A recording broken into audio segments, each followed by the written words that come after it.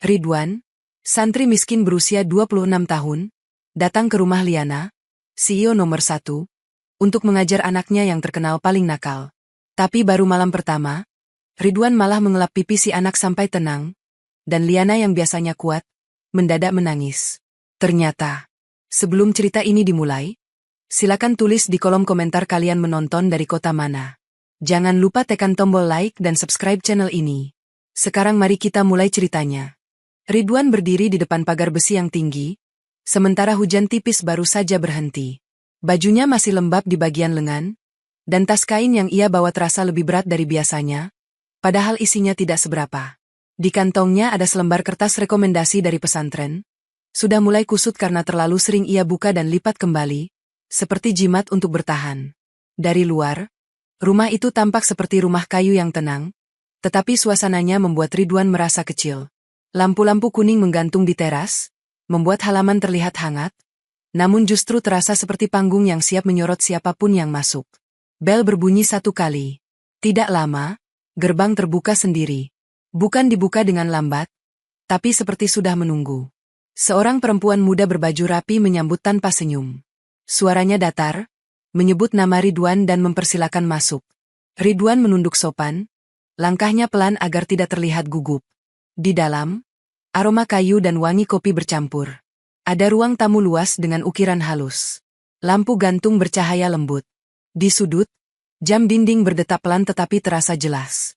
Ridwan melihat beberapa bingkai foto di rak, tetapi satu bingkai kosong mencolok, seperti ada wajah yang sengaja disingkirkan. Asisten itu menuntun Ridwan ke ruang keluarga. Di sana ada anak laki-laki duduk sendirian. Wajahnya bersih, rambutnya rapi, tetapi matanya keras, seperti sudah belajar menjaga diri terlalu cepat.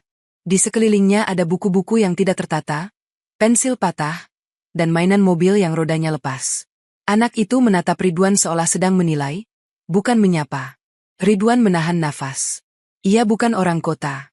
Ia terbiasa dengan kesederhanaan pesantren, dengan lantai dingin dan suara azan dari kejauhan. Namun di sini, semua terasa seperti harus hati-hati. Ridwan tersenyum kecil. Assalamualaikum. Tidak ada jawaban. Ridwan duduk agak jauh, tidak memaksa mendekat. Ia meletakkan tas kainnya di samping, lalu mengeluarkan buku tulis. Ia tidak langsung membuka materi. Ia menggambar garis sederhana, seperti menggambar jalan, pohon, dan rumah kecil. Anak itu tetap diam, tapi matanya sempat melirik. Di detik berikutnya, kursi kecil di dekat meja ditendang. Suaranya keras. Anak itu berdiri, menarik napas cepat, lalu menepis buku yang ada di dekatnya sampai jatuh. Pensil menggelinding. Ada amarah yang tidak rapi, tetapi juga ada rasa takut yang disembunyikan. Asisten yang tadi menuntun Ridwan mundur panik. Ada 2 orang staf lain muncul dari koridor, seakan sudah hafal momen seperti ini. Ridwan tidak bergerak cepat. Ia tidak kaget berlebihan. Ia hanya menutup bukunya pelan, lalu berdiri setengah badan, menjaga jarak supaya anak itu tidak merasa dikepung. Anak itu mengambil bantal sofa dan melemparkannya ke arah Ridwan. Bantal itu tidak mengenai, hanya jatuh di lantai. Anak itu menatap Ridwan menunggu reaksi, seperti menunggu bentakan yang biasa ia terima. Ridwan tidak membentak. Ridwan hanya mengambil bantal itu, meletakkannya kembali, lalu berkata pelan, "Kalau sedang marah, kita tarik napas dulu." Anak itu mendengus. Ia melangkah mundur, lalu berlari kecil ke sisi meja, hendak mendorongnya. Namun kakinya tersangkut mainan yang rodanya lepas. Tubuhnya oleng dan jatuh. Suara jatuhnya membuat ruangan mendadak hening. Staf yang tadi panik hampir berteriak, tapi tertahan. Ridwan mendekat, tapi tidak langsung mengangkat. Ia menunggu anak itu bergerak dulu, memberi kesempatan untuk merasa punya kendali. Anak itu mencoba bangun, lalu mengusap pipinya sendiri. Ada air mata tipis, cepat ia hapus, seperti malu ketahuan. Ridwan merogoh saku, mengeluarkan sapu tangan sederhana yang sudah sering ia cuci. Ia jongkok, posisinya rendah, sejajar. Lalu ia ulurkan sapu tangan itu tanpa menyentuh dulu. Anak itu menatap sapu tangan itu lama. Tangannya sempat ragu, lalu akhirnya ia diam saja. Ridwan tidak memaksa. Ia hanya berkata, "Boleh saya bersihkan?" Pelan-pelan. Anak itu tidak menjawab, tapi ia tidak menepis. Ridwan mengelap pipi anak itu perlahan, seperti mengusap debu di kaca yang rapuh. Gerakannya pelan, tidak seperti orang yang sedang menertibkan, tapi seperti orang yang sedang merawat. Air mata anak itu keluar lagi, lebih banyak. Namun kali ini ia tidak berteriak. Ia justru menunduk. Bahunya turun, seakan lelah menahan sesuatu yang berat. Ridwan berbisik. Suaranya hampir seperti doa. Tidak apa. Tidak harus kuat terus. Di sudut ruangan, ada langkah kaki yang baru terdengar. Seorang perempuan berdiri di dekat pintu ukiran, mengenakan hijab dengan warna lembut. Wajahnya cantik, rapi, tetapi matanya terlihat lelah dan sembab, seolah baru saja memaksa diri untuk tetap berdiri. Itulah Liana. Ridwan segera berdiri sopan, tapi Liana mengangkat tangan pelan, seolah menyuruh Ridwan tetap fokus pada Arka. Kedua tangan Liana lalu menempel di dadanya, bukan gaya dramatis, melainkan refleks orang yang sedang menahan sesak. Ridwan melihat bibir Liana bergetar, namun ia tidak menangis keras. Ia menelan tangisnya seperti orang yang sudah terlalu lama dilatih untuk tidak jatuh. Liana bicara singkat kepada staf, suaranya tegas tetapi rapuh. Keluar dulu. Staf menyingkir, meninggalkan hanya mereka bertiga dalam ruangan yang lampunya hangat tetapi udara terasa dingin.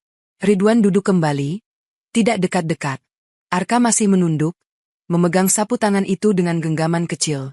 Ridwan mengambil buku tulisnya lagi, membalik halaman kosong, lalu menulis satu kata dengan tulisan rapi. Tenang. Ia tidak menyuruh Arka membacanya. Ia hanya membiarkan kata itu ada di sana. Beberapa menit berlalu. Arka mengangkat kepala sedikit, menatap tulisan itu, lalu menatap Ridwan.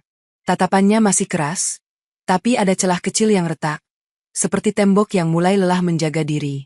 Liana melangkah pelan, duduk di kursi jauh. Ia tidak ikut campur.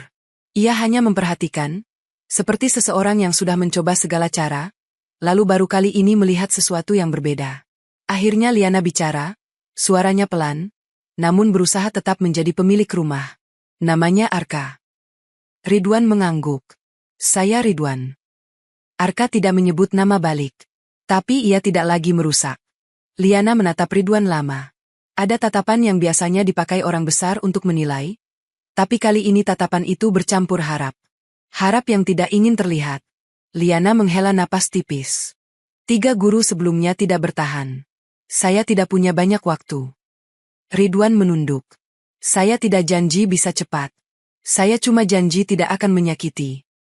Kata-kata itu membuat Liana memejamkan mata sebentar.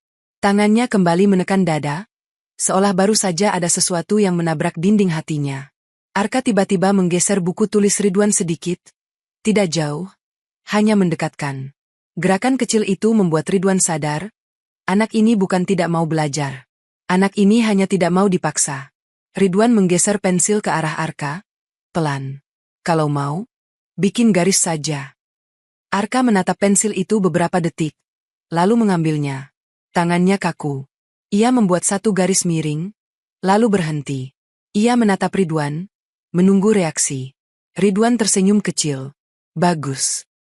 Tidak ada tepuk tangan palsu. Tidak ada pujian berlebihan. Hanya satu kata yang jujur. Di sudut, Liana menahan nafas yang terasa sesak sejak tadi. Ia menatap Arka yang baru saja membuat satu garis. Sesuatu yang sepele bagi orang lain, tapi seperti pintu kecil yang akhirnya terbuka di rumah ini. Malam menjelang. Ridwan dibawa ke kamar kecil di bagian belakang rumah. Kamarnya sederhana, tetapi rapi. Dari jendela, ia bisa melihat lampu teras yang bergoyang pelan tertiup angin. Ridwan duduk di tepi ranjang, memegang tas kainnya. Ia membuka kertas rekomendasi itu sekali lagi. Tulisan pengasuh pesantren terlihat jelas, tapi ada satu kalimat yang baru terasa berbeda malam ini, seperti ada makna tersembunyi. Ridwan menutup kertas itu, lalu berwudu. Ia sholat pelan, menahan dada yang masih berdebar. Selesai berdoa, ia menatap langit-langit kamar. Di rumah ini, ia merasakan 2 hal sekaligus. Peluang untuk menolong, dan bahaya yang belum terlihat bentuknya. Ridwan mematikan lampu, menyisakan cahaya temaram dari luar, lalu memejamkan mata dengan napas yang dijaga rapi. Pagi itu, rumah kayu milik Liana terasa lebih tenang dari malam sebelumnya, tapi ketenangannya seperti dipaksakan. Ridwan bangun sebelum matahari penuh naik. Ia merapikan kasur tipisnya, lalu keluar pelan menuju halaman belakang untuk mengambil air wudhu. Udara dingin menyentuh kulit, membuat pikirannya lebih jernih, tapi tidak menghapus rasa canggung yang masih menempel di dada. Saat ia berjalan melewati koridor, Ridwan melihat pintu ruang keluarga sedikit terbuka. Dari celah itu, ia menangkap pemandangan yang membuat langkahnya tertahan. Arka duduk di kursi makan, menghadap meja panjang yang penuh hidangan. Ada roti, bubur hangat, susu, juga buah yang sudah dipotong rapi. Tapi Arka hanya menatap kosong ke arah jendela, seperti anak yang sedang menunggu sesuatu yang tidak pernah datang. Tangannya memegang sendok, namun tidak bergerak. Ridwan tidak langsung masuk. Ia berdiri di ambang pintu, menunggu momen yang tidak mengganggu. Liana muncul dari arah tangga. Pakaian kerjanya rapi, wangi parfumnya samar, tapi matanya terlihat kurang tidur. Ia menatap Arka sebentar, lalu melirik jam, seperti orang yang hidupnya selalu dikejar waktu. Suaranya terdengar tegas, namun ada retakan halus di dalamnya. Arka, makan. Arka tidak menjawab. Ia mengangkat bahu sedikit, lalu menaruh sendok dengan bunyi kecil yang sengaja dibuat keras. Setelah itu ia berdiri, mendorong kursinya, dan berjalan pergi tanpa melihat Liana. Kursi itu bergeser kasar di lantai kayu. Bunyi itu mengiris, bukan karena keras, tetapi karena biasa terjadi. Liana mematung. Bibirnya menahan kata yang mungkin ingin keluar, tapi tidak jadi. Ia menghela napas singkat, lalu merapikan kerah bajunya seperti menegakkan wibawa yang hampir runtuh. Ia berjalan cepat ke arah ruang kerja, seolah kalau ia lambat sedikit saja, air matanya akan menang. Ridwan masuk pelan. Ia tidak mengejar Arka. Ia mendekat ke meja, memungut sendok yang terguling sedikit, lalu menatanya kembali. Gerakan kecil itu terasa aneh, seperti ia sedang merapikan sesuatu yang jauh lebih kacau dari sekadar meja makan. Beberapa menit kemudian, Arka kembali lewat ruang keluarga. Ia berjalan cepat, matanya melirik Ridwan sebentar, lalu langsung memaling. Ridwan menyapa dengan suara lembut. Kalau belum lapar, tidak apa. Tapi minum dulu. Ridwan tidak menawari roti, tidak memaksa duduk. Ia hanya mengambil gelas air hangat dan meletakkannya di tempat yang mudah dijangkau. Arka menatap gelas itu seperti menimbang apakah ini jebakan atau bukan. Lalu, dengan gerakan cepat seolah tidak ingin ketahuan, ia meneguk setengah gelas dan pergi lagi. Ridwan menahan senyum. Ia tahu, itu sudah langkah kecil. Siang hari, Ridwan menyiapkan cara belajar yang berbeda. Ia tidak membawa Arka ke meja belajar. Ia mengajak Arka ke taman kecil di samping rumah, tempat ada pot tanaman dan tanah yang rapi seperti baru diganti. Arka awalnya menolak, tapi Ridwan tidak mendesak. Ia hanya mulai menyiapkan alat, menyentuh tanah, menanam bibit kecil, lalu menyiram perlahan. Arka berdiri beberapa langkah di belakang, menonton tanpa suara. Ridwan bicara pelan seolah bicara pada tanaman, bukan pada Arka. Kalau kita paksa tumbuh cepat, akar bisa patah. Arka memicing. Ia tidak mengerti sepenuhnya, tapi kalimat itu seperti mengetuk sesuatu di dadanya. Ridwan lalu memberi Arka sarung tangan kecil yang ia temukan di gudang. Arka tidak langsung memakainya. Ia menatap sarung tangan itu lama, lalu memakainya dengan gerakan kaku. Tangannya menyentuh tanah, ragu-ragu, seperti takut kotor. Ridwan tidak menertawakan. Mereka menanam tanpa banyak kata. Hanya suara air, angin, dan sesekali napas Arka yang mulai melambat. Sore menjelang, Ridwan kembali ke dalam rumah. Saat melewati ruang kerja, ia mendengar suara Liana dari balik pintu yang tidak sepenuhnya tertutup. Ridwan hendak menjauh, tapi suara Liana memaku langkahnya, bukan karena ia ingin menguping, melainkan karena Liana terdengar tidak seperti tadi pagi. Suaranya bergetar. Aku tidak akan tanda tangan itu. Arka bukan barang. Ada jeda panjang, lalu suara lain samar dari telepon yang tidak bisa Ridwan dengar jelas. Liana menarik napas berat. Kamu pikir aku tidak capek? Kalimat itu terdengar seperti orang yang selama ini menahan, lalu akhirnya retak. Ridwan mundur pelan. Ia tidak ingin tahu lebih banyak dari yang seharusnya. Ia kembali ke kamarnya, menahan rasa tidak nyaman yang muncul karena ia paham, rumah ini menyimpan perang yang tidak terlihat. Malam itu, kelas privat dimulai di ruang keluarga. Arka duduk di lantai, masih enggan duduk rapi di kursi. Ridwan membiarkan. Ia hanya membuka buku cerita anak dengan gambar sederhana, lalu mulai membaca pelan. Arka pura-pura tidak mendengarkan, tapi matanya mencuri lihat setiap halaman yang dibalik. Saat cerita sampai pada bagian tokoh yang ditinggal, Arka tiba-tiba memotong dengan suara kecil. Kenapa orang bisa pergi? Ridwan menahan nafas. Ia tidak menjawab panjang. Ia tidak memberi nasihat yang rumit. Ridwan hanya berkata, kadang pergi bukan karena tidak sayang. Arka diam lagi. Tangannya meremas ujung bajunya sendiri. Beberapa jam kemudian, Arka tertidur di sofa kecil. Ridwan menutup buku, lalu menyelimuti Arka pelan. Saat ia membungkuk, Ridwan melihat bekas goresan kecil di lengan Arka, seperti bekas dicakar atau terbentur, tetapi bukan luka baru. Itu luka lama yang tidak dibicarakan. Ridwan menahan gerak. Ia tidak bertanya. Ia tidak menyentuh luka itu. Ia hanya memastikan selimut menutup bahu Arka. Saat Ridwan berdiri, ia melihat Liana di ambang pintu. Perempuan itu tidak memakai baju kerja lagi. Ia memakai pakaian rumah yang sederhana, tapi wajahnya tetap tegang. Ia menatap Arka lama, lalu menatap Ridwan. Dia biasanya tidak bisa tidur kalau habis marah. Suara Liana pelan. Ridwan mengangguk. Tadi dia capek. Liana menelan ludah, seolah ingin berkata banyak. Tapi hanya satu kalimat yang keluar. Kamu tidak marah sama dia. Ridwan menunduk. Di pesantren saya diajari, orang yang sedang marah itu biasanya sedang takut. Kalimat itu membuat Liana terpaku. Matanya berkaca, namun ia buru-buru memalingkan wajah. Liana mengeluarkan amplop tebal dari saku. Ia menyodorkannya cepat, seolah ingin menyelesaikan urusan sebelum ia melemah. Ini untuk kamu. Tambahan. Ridwan tidak langsung mengambil. Ia menatap amplop itu sebentar, lalu menggeleng pelan. Maaf, Bu. Saya ambil sesuai kesepakatan saja. Liana menatap Ridwan tajam, seolah ingin mencari celah dusta. Tapi yang ia temukan hanya ketenangan. Ridwan menambahkan pelan, kalau saya terima yang bukan hak, saya takut hati saya berubah. Kalimat itu membuat Liana seperti kehilangan sandaran. Ia duduk di kursi dekat pintu, menahan dada dengan tangan seperti menahan sesuatu yang naik ke tenggorokan. Ridwan tidak mendekat. Ia hanya menunggu, memberi ruang. Beberapa detik berlalu, Liana berkata tanpa menatap. Suaranya serak. Orang biasanya datang untuk mengambil. Ridwan menjawab pelan. Saya datang untuk kerja. Kalau Allah izinkan, sekalian menolong. Liana memejamkan mata. Air matanya jatuh satu, cepat ia usap. Lalu ia berdiri lagi, menguatkan wajahnya seperti memakai topeng yang sudah ia hafal. Namun sebelum ia pergi, matanya melirik sudut ruangan. Di sana ada benda kecil menempel rapi, seperti dekorasi, tapi posisinya terlalu pas untuk sekadar hiasan. Ridwan juga melihatnya. Keduanya tidak bicara soal itu.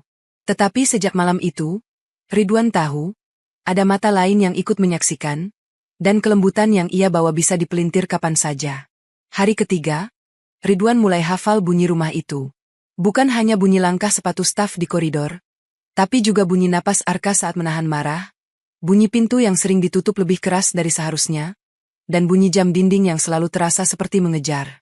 Arka masih belum sepenuhnya jinak. Ia tetap gampang kesal.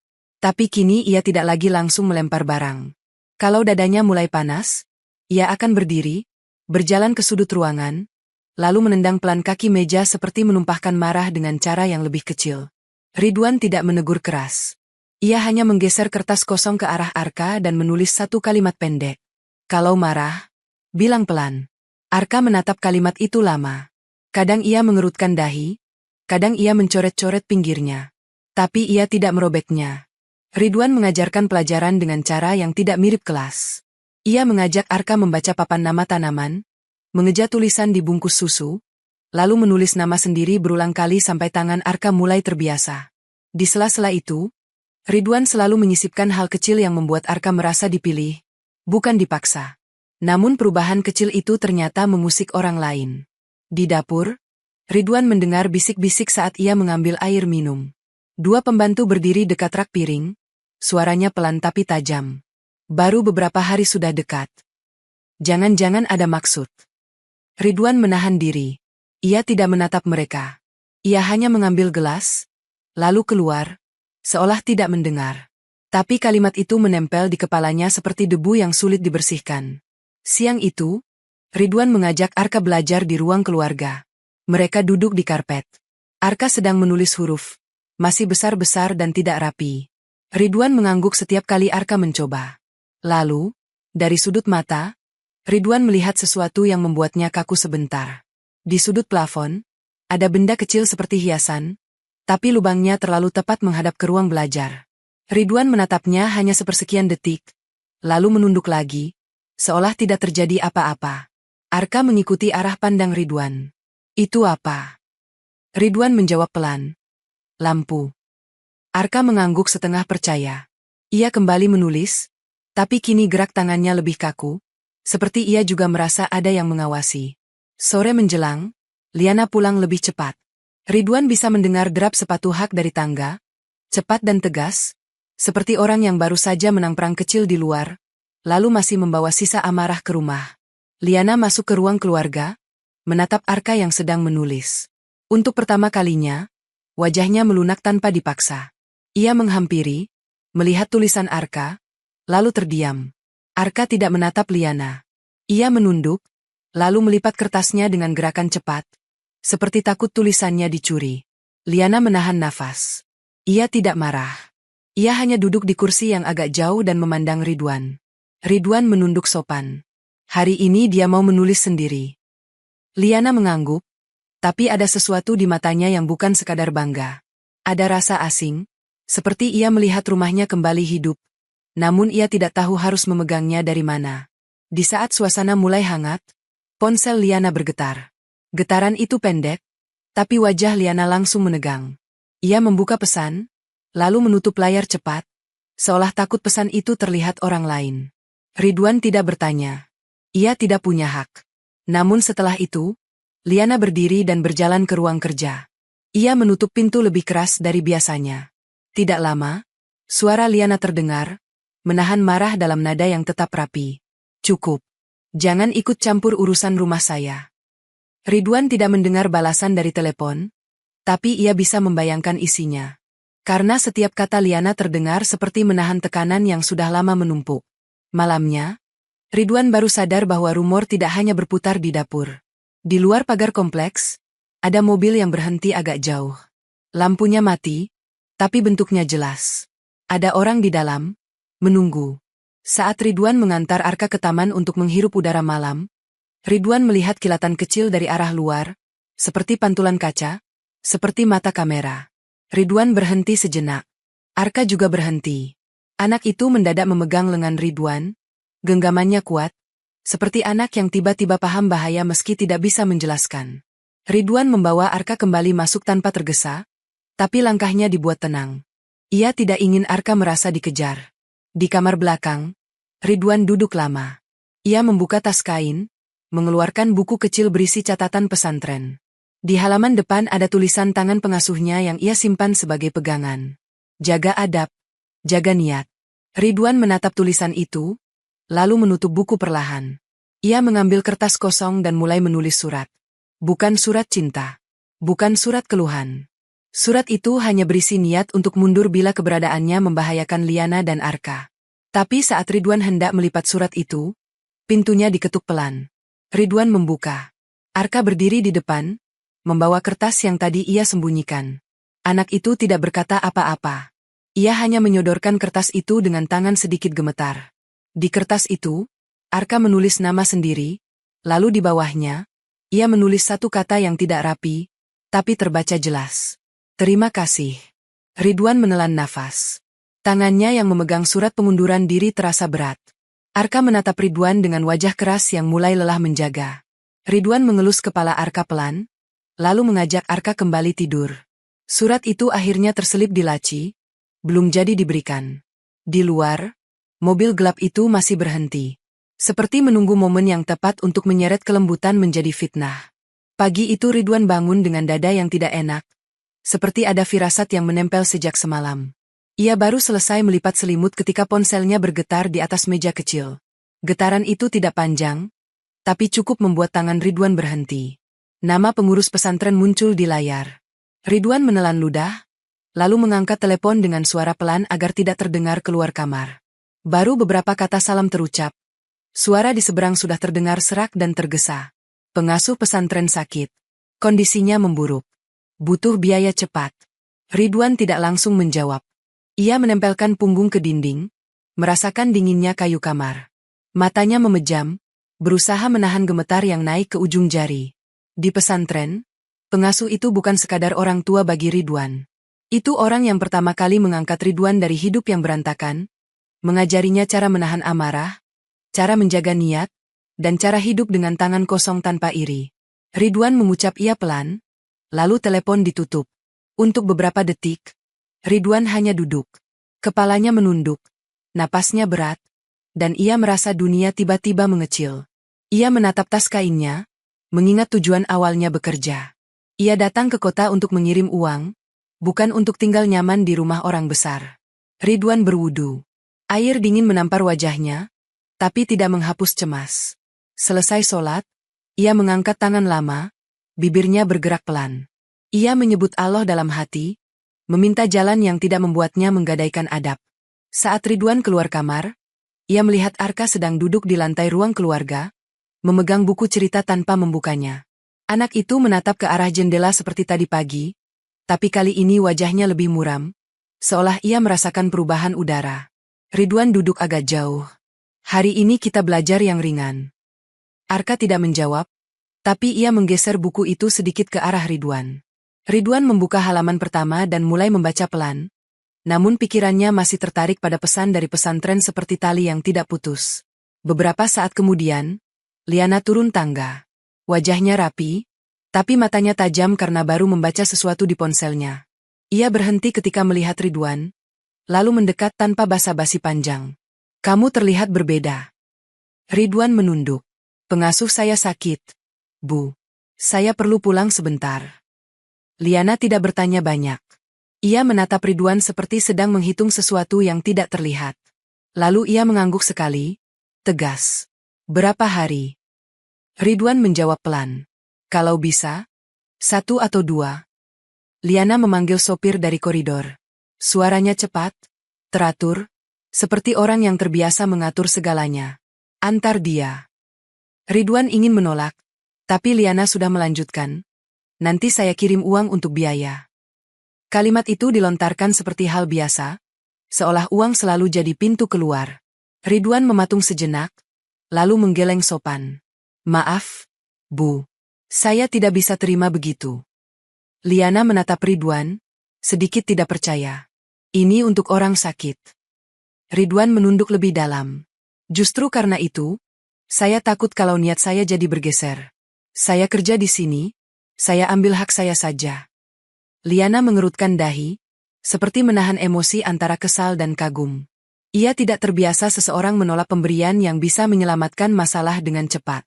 Arka yang sedari tadi diam tiba-tiba berdiri dan mendekat, memegang ujung baju Ridwan.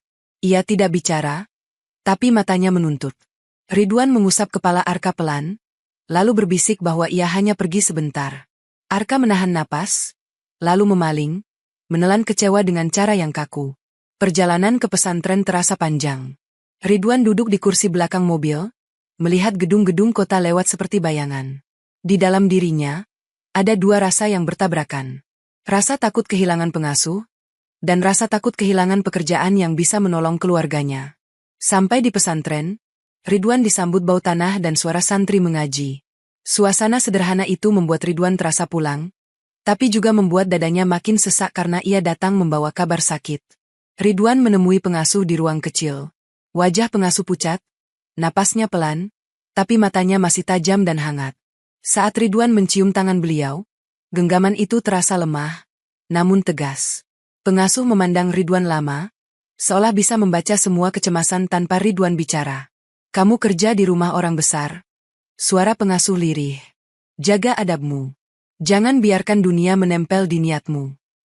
Ridwan menelan tangis. Saya berusaha. Pengasuh mengangguk pelan. Kalau kamu disakiti, jangan balas. Kalau kamu dipuji, jangan mabuk. Kalau kamu diberi, pastikan itu hak. Ridwan mengusap sudut mata, menahan air yang hampir jatuh. Ia mengangguk berkali-kali, seperti anak yang takut salah jalan. Sore itu Ridwan membantu apa yang bisa ia lakukan. Ia mengurus obat, menemui pengurus, menenangkan adik-adik santri yang panik. Di sela-sela itu ia menghubungi 1-2 kenalan lama untuk meminjam dana, menahan malu dengan cara yang rapi. Malamnya, Ridwan kembali ke rumah Liana lebih cepat dari rencana, bukan karena urusan selesai, tapi karena ia tahu Arka akan gelisah. Sopir mengantar dengan keheningan yang terasa berat. Begitu Ridwan melewati pintu, Arka berlari dari arah tangga. Anak itu tidak melompat memeluk seperti anak lain.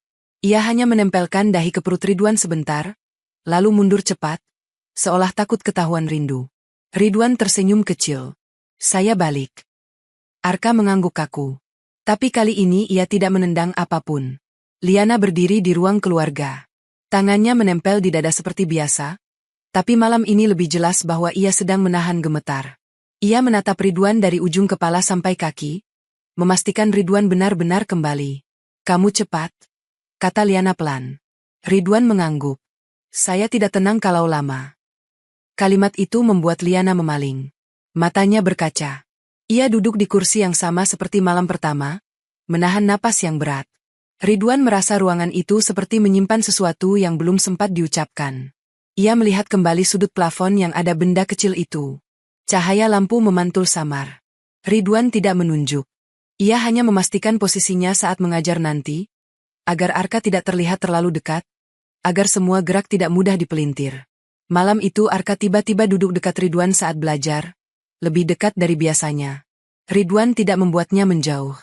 Ia hanya menjaga sikap, menjaga jarak yang tidak terlihat, jarak yang dipahami orang yang ingin selamat. Ketika Arka akhirnya mengantuk, Ridwan mengantar ke kamar. Arka memegang tangan Ridwan sebentar sebelum tidur, genggamannya kecil tapi kuat, seperti ingin memastikan Ridwan tidak hilang lagi. Ridwan keluar kamar Arka, berjalan pelan melewati koridor. Di ruang kecil dekat musola, ia melihat Liana duduk sendirian. Lampu kecil menyala temaram. Wajah Liana menunduk, bibirnya bergerak tanpa suara. Ridwan tidak masuk. Ia hanya berdiri di balik pintu, mengangkat tangan, ikut berdoa dalam diam, menjaga agar doa itu tidak menjadi tontonan, karena ia tahu, di rumah ini bahkan keheningan bisa diseret jadi rumor. Hujan turun lagi sore itu, tipis tapi tajam. Langit kelabu menggantung rendah di atas atap rumah kayu, seolah ikut menekan suasana yang memang sudah berat sejak beberapa hari terakhir. Ridwan sedang merapikan buku Arka di ruang keluarga ketika suara mobil masuk terdengar dari halaman depan. Bukan satu mobil. Suaranya seperti rombongan kecil, ban menyapu batu kerikil dengan pelan namun percaya diri. Ridwan menoleh ke jendela. Dari balik tirai, ia melihat mobil hitam berhenti tepat di depan teras. Kaca mobil gelap. Pintu terbuka, dan seorang pria turun dengan gerakan tenang, seakan rumah itu memang tempatnya. Arka yang sejak tadi duduk sambil menggambar mendadak kaku. Pensilnya berhenti. Matanya membesar sebentar, lalu cepat mengecil, berubah jadi tatapan waspada. Tangannya meremas kertas sampai kusut. Ia tidak berkata apapun, tapi tubuhnya bergerak menjauh, pelan-pelan, sampai berada lebih dekat ke Ridwan. Ridwan tidak bertanya. Ia hanya menutup buku perlahan dan berdiri, menjaga posisi agar Arka berada di sisi yang aman. Pintu depan terbuka. Suara sepatu pria itu terdengar di lantai kayu, rapi, tidak terburu. Asisten rumah menyambutnya dengan sikap yang terlalu hormat untuk sekadar tamu biasa. Pria itu masuk sambil tersenyum tipis, wajahnya bersih, rambutnya tertata, dan matanya seperti menyimpan perhitungan. Liana turun dari tangga saat pria itu sampai ruang keluarga. Ridwan melihat wajah Liana berubah dalam 1 detik. Bukan marah, tapi seperti seseorang yang dipaksa kembali mengingat luka yang sudah ia rapikan rapi. Pria itu membungkuk sedikit. Suaranya halus, terlalu halus untuk orang yang datang tanpa undangan. Aku cuma mau bicara sebentar. Liana menahan nafas. Bicaralah di sini. Pria itu melirik Arka. Tatapannya singkat, tapi cukup membuat Arka menunduk. Lalu pria itu menoleh ke Ridwan, kali ini lebih lama. Senyumnya tetap ada, tapi matanya seperti menilai Ridwan sebagai gangguan baru di rumah ini. Kamu guru privat yang baru, katanya, seolah menyebut nama benda. Ridwan menunduk sopan. Iya. Pria itu mengangguk pelan, lalu duduk tanpa diminta. Seperti ia merasa punya hak untuk nyaman. Liana tidak duduk. Ia berdiri, menjaga jarak. Tangannya menempel di dada. Kebiasaan itu muncul lagi, seolah ia menahan sesuatu yang ingin meluap. Aku dengar Arka mulai berubah. Pria itu berkata, suaranya tenang. Bagus. Tapi perubahan itu tidak cukup untuk menutup masalah. Liana mengerutkan dahi. Kamu datang untuk apa? Pria itu tersenyum tipis. Untuk mengingatkan. Media itu lapar. Dewan itu lebih lapar. Ridwan merasakan kalimat itu seperti pisau yang diselipkan di balik kain lembut. Pria itu mengeluarkan ponsel, memperlihatkan beberapa foto. Ridwan tidak bisa melihat jelas dari jaraknya, tapi ia melihat Liana menegang. Foto itu seolah memperlihatkan sesuatu yang bisa dipelintir. Entah Ridwan sedang mengajar, atau Liana sedang dekat dengan Arka, atau momen lain yang seharusnya biasa. Kalau kamu tidak hati-hati, pria itu berkata, mereka akan buat cerita sendiri. Liana menahan amarah. Suaranya masih rapi, tapi lebih tajam. Kamu yang buat cerita itu. Pria itu mengangkat bahu. Aku cuma bantu kamu terlihat aman. Kata aman terdengar seperti ancaman. Arka tiba-tiba bergerak, menggenggam lengan Ridwan lebih kuat. Ridwan menunduk sedikit, memberi isyarat bahwa ia ada di situ. Arka tidak menatap siapapun, hanya menempel dekat seperti anak yang takut diambil paksa. Pria itu melihat gerakan Arka, lalu menatap Ridwan lagi. Ia berdiri perlahan, melangkah mendekat. Langkahnya tenang, tapi membuat udara di ruangan jadi berat. Ridwan tetap diam. Ia tidak mundur, tapi ia juga tidak menantang. Pria itu berhenti di depan Ridwan, cukup dekat untuk membuat Arka makin kaku. Lalu ia menepuk bahu Ridwan pelan, seolah ramah. Tepukan itu ringan, tapi rasanya seperti tanda kepemilikan. Kerja yang benar, bisiknya. Jangan lupa kamu cuma numpang. Ridwan menahan nafas. Ia tidak menjawab, karena ia tahu, jawaban bisa jadi perangkap. Pria itu kembali menoleh ke Liana. Aku kasih kamu waktu.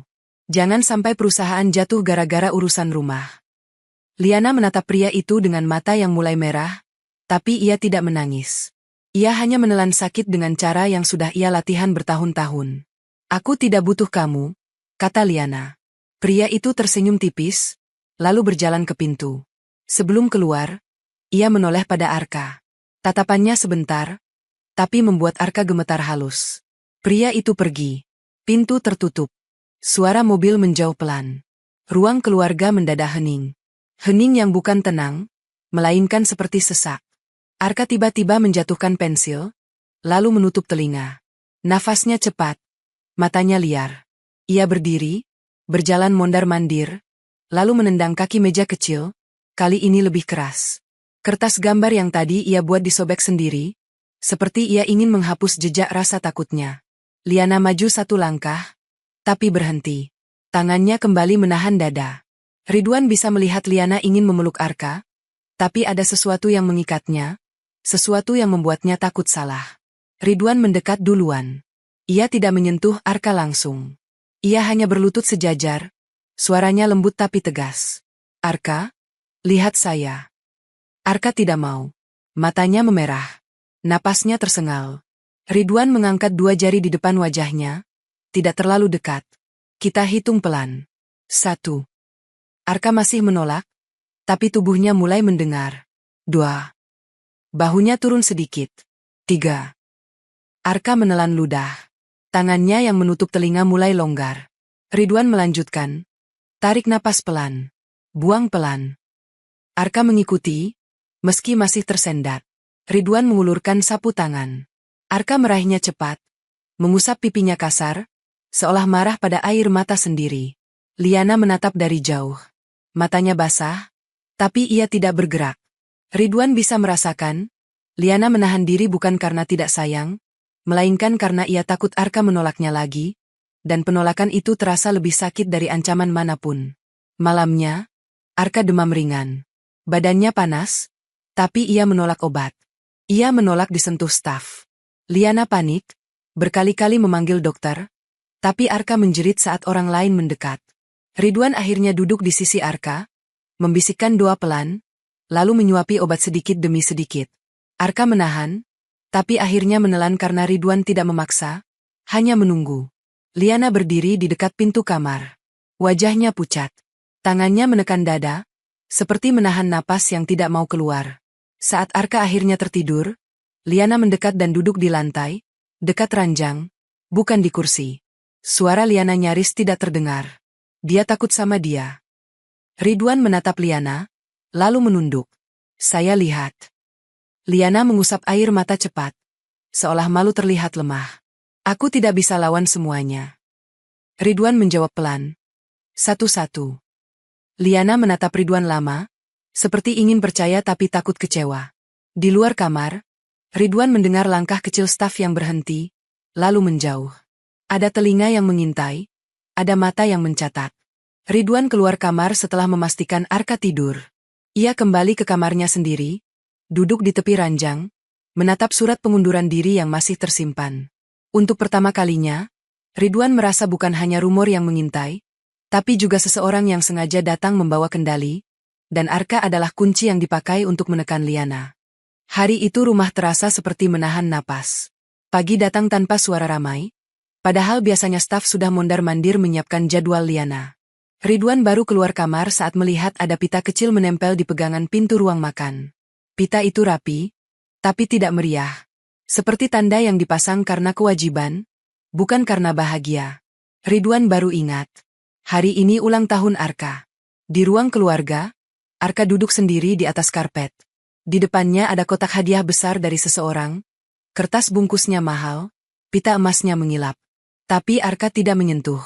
Matanya kosong seperti memandang benda itu tidak ada. Ridwan mendekat pelan, duduk agak jauh, menjaga jarak agar Arka tidak merasa dipaksa. Selamat ulang tahun, kata Ridwan pelan. Arka tidak menoleh. Tidak perlu. Ridwan mengangguk. Baik. Jawaban Ridwan membuat Arka melirik.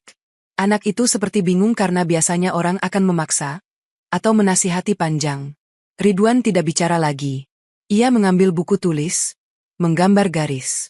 Arka memandang sebentar, lalu memaling lagi. Siang menjelang, staf mulai menyiapkan pesta kecil di ruang makan. Ada balon, ada meja makanan, ada kue mahal dengan tulisan rapi. Namun semua itu terasa seperti dekorasi yang tidak punya jiwa. Ridwan melihat beberapa staf saling berbisik, lalu menatap Ridwan seperti menilai. Ridwan menghindari tatapan. Ia tidak ingin menjadi cerita tambahan. Saat Arka makin murung, Ridwan memilih keluar sebentar. Ia berjalan keluar kompleks, membeli sesuatu yang sederhana. Bukan hadiah mahal.